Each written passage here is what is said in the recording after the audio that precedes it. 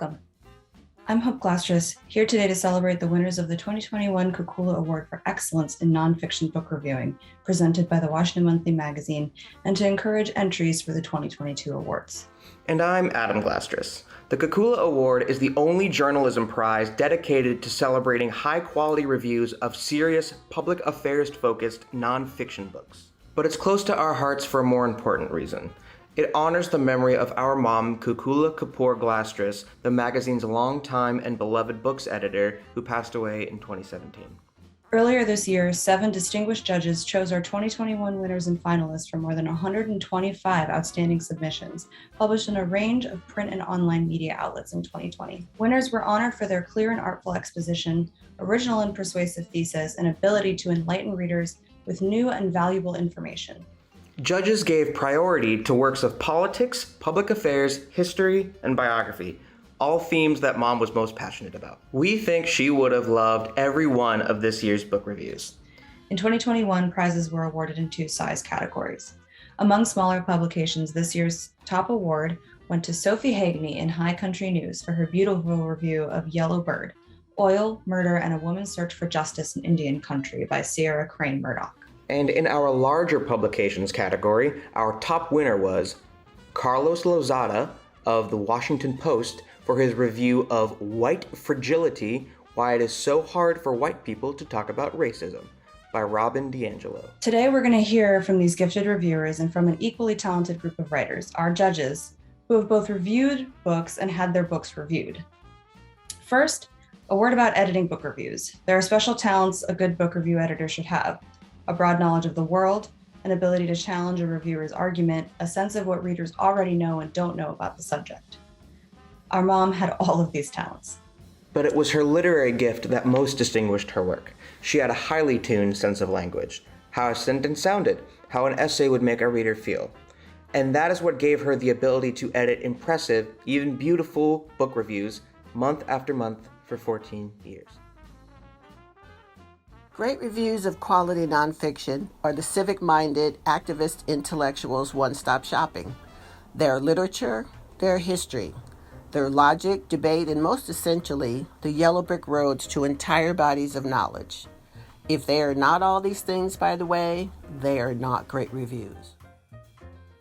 So the first book is one that Sophie Hagney wrote about for High Country News.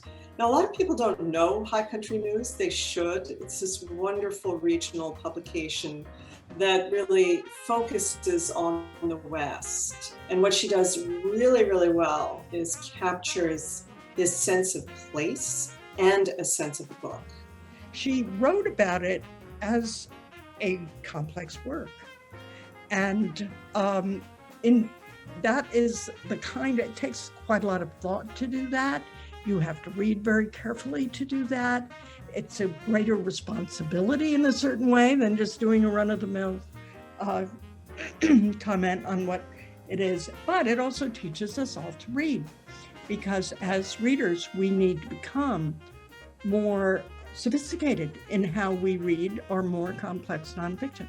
One of the things I learned working with Cuckoo was the importance of sticking to the space that you have.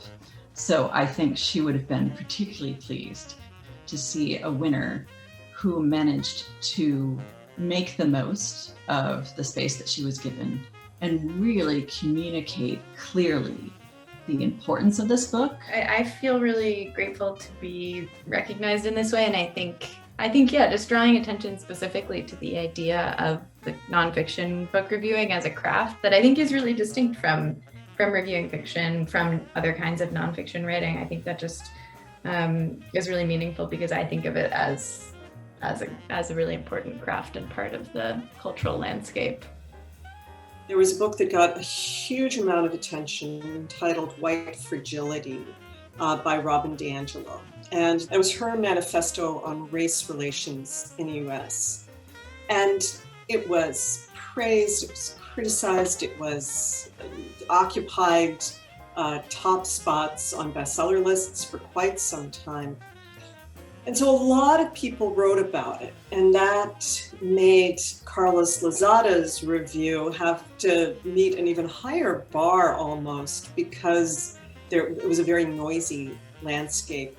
And again, he wrote just this commanding and searing indictment of this book for the Washington Post. The question of structural racism is one of the most important, maybe the most important question facing society today. There's been a barrage of books on the topic, some of them pretty good, some of them borderline silly, and White Fragility borders on silly.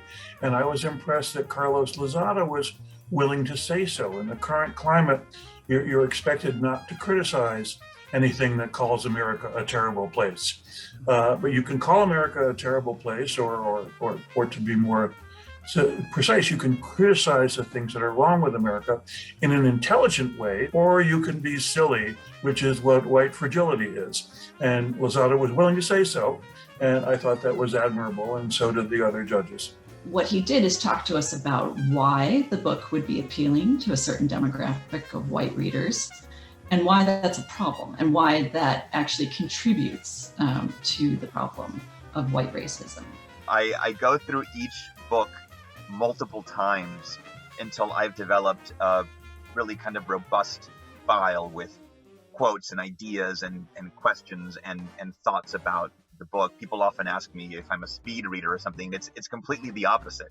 And it takes a long time, but at that point I feel like I've really absorbed the book and I'm ready to write about it. And you're never fully equipped, right? Because in the end, you're dabbling from subject to subject, every week or every time you sit down to write. But that's what makes it challenging. That's what makes it fun. A work of criticism needs to stand on its own, independent of whatever the art form or the book or the film, under review. And so I hope that what folks in my line of work can do can be literature in its own right. Thank you for watching. The 2022 Kakula Award competition is now underway. If you're a book reviewer or an editor, I invite you to send the best work you did last year. The application process is free, easy, and available on our website, WashingtonMonthly.com. The deadline is April 8th. And if you think, as my beloved Cuckoo did, that reviewing serious nonfiction books is a noble craft and one that enhances our democracy, I hope you'll consider supporting the Kakula Award by going to our website and clicking the donation button. We're a nonprofit, so your gift is tax deductible and much appreciated. Thanks again from all of us at the Washington Monthly.